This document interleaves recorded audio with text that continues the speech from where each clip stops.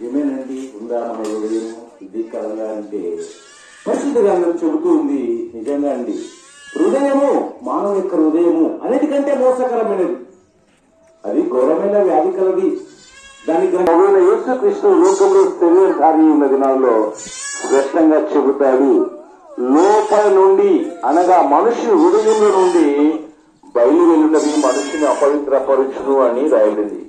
లోపల నుండి అనగా దురాలోచనలు, జారత్వము, దొంగతనములు, నరహత్యలు, వ్యభిచారము, లోభము, చుడుతనము, కృత్రిమము, కామ వికారము, మత్సరము బయలువిడని మనుషుని అపవిత్రపరుచును అని రాయబడింది.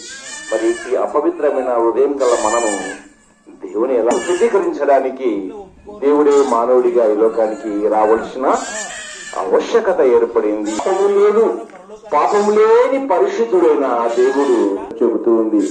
మన గమనం, భూలోకంలో మానవ జన్మ పుట్టిన ప్రతి ఒక్కరూ దిగుతూ ఉన్నారు, చనిపోతూ ఉంచడానికి